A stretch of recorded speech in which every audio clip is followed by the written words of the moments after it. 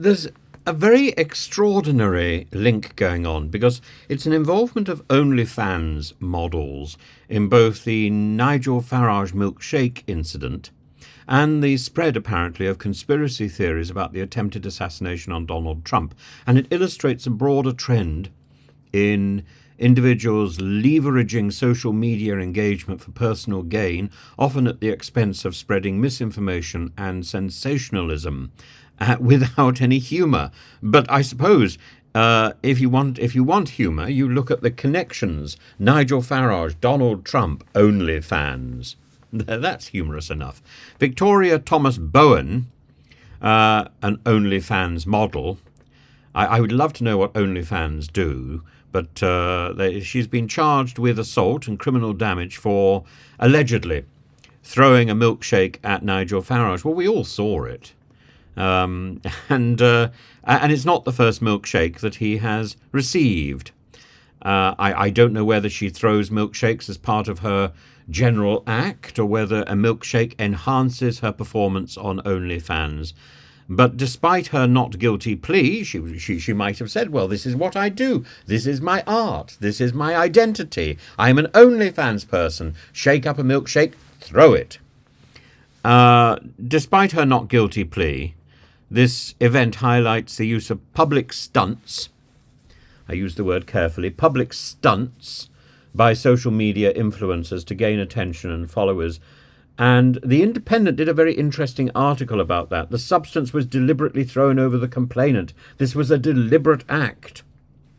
And this act, while criminal, also serves as a means of self-promotion and self-lactation, leveraging the high-profile nature of the target to increase visibility on platforms like Instagram and OnlyFans.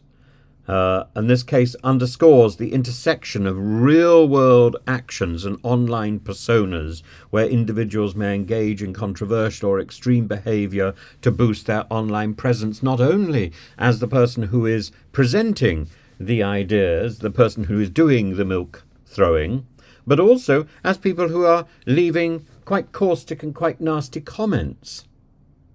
And you think, well, you know, I know, for example, in my case, how long it takes to produce videos every day, but it must take a similar amount of time to produce all the comments. And I welcome the comments, but a lot of the time I find I'm ticking comments which I don't approve of, simply because I think you put so much time and effort into this. You need to sort of pat on the back just for the dedication of time.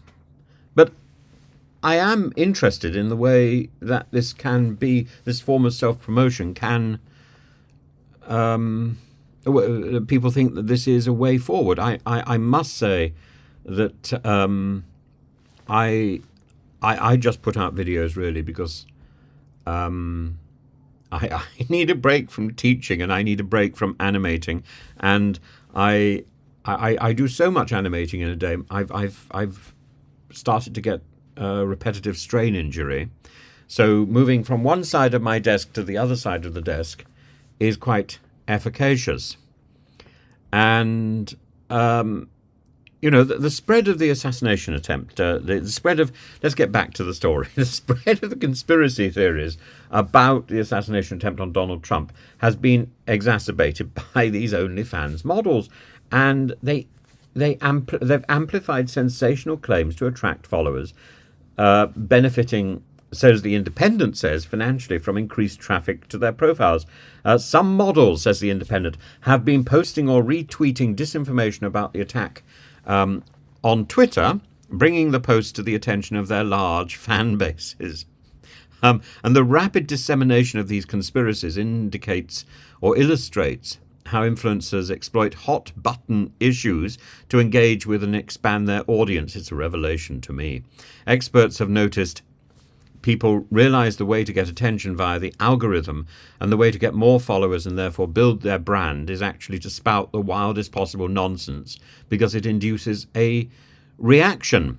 This behavior not only perpetuates misinformation, but also manipulates social media algorithms to maximize visibility and profit. The involvement of OnlyFans models in these activities highlights a troubling dynamic where the pursuit of online fame and financial gain overrides the responsibility to disseminate accurate information, or at least to disseminate information which is couched in accurate opinion, or reflects the opinion of the person who is actually putting out the information. Simply spouting all manner of rubbish without responsibility is just opening your mouth.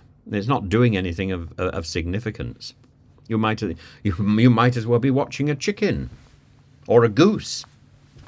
The use of platforms like OnlyFans to promote conspiracy theories and engage in sensational actions reflects broader ethical issues and issues in society within the digital media model, and the commodification of attention, where engagement metrics drive creation, drive views, often leads to the prioritization of sensationalism over reality. There's a professor of social psychology called Karen Douglas, who has said, for some people, they might just be entertaining and harmless fun, but in many cases they are potentially much more dangerous. And maybe we should be careful about what is being said. This trend underscores the need for robust moderation and the enforcement of platform policies to curb the spread of harmful misinformation. But new information, which may be surprising and may be unsupported elsewhere, may still be true and may still be correct. So we have to be very careful, because if we over-police the social media, then that new information will be suppressed because it isn't paralleled anywhere else, or because it's new. And we've got to look instead at trying to calm the complex motivations behind the actions of social media influencers, where financial incentives drive unethical behavior, contributing to a distorted information landscape.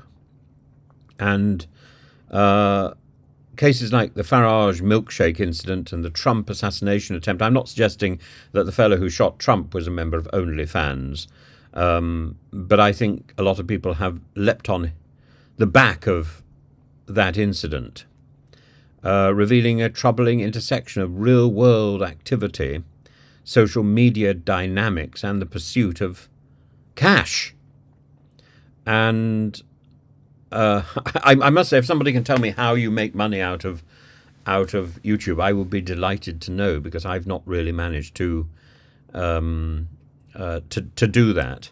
And I think there is a way. I look around and I'm told people make lots of money out of YouTube, and it would be so much nicer.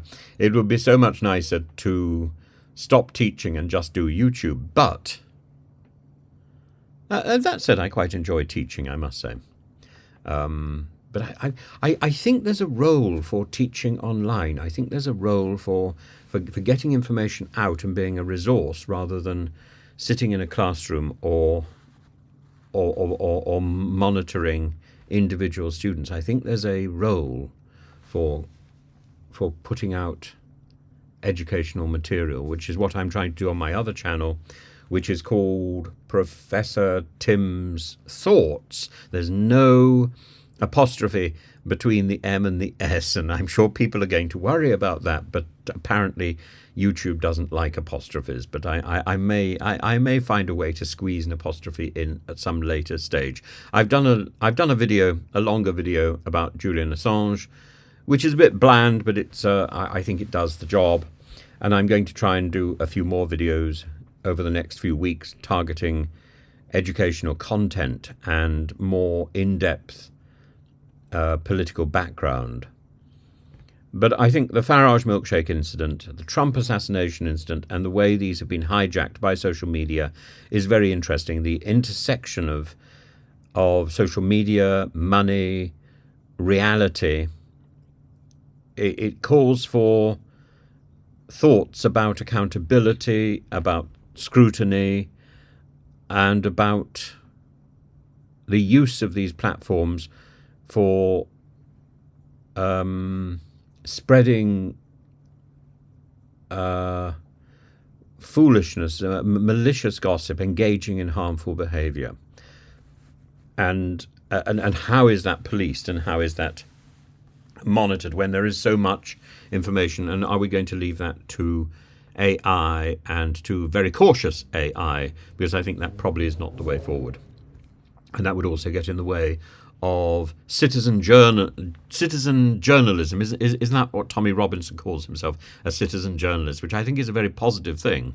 We need more conversation rather than less, but we need conversation, and that's why the comment section is so important. And I would I would love it if the comment section sometimes was perhaps slightly less abusive, but and more engaged. And I do try and read as much as I can, and I try and pick up things and then engage with them in that way in the videos.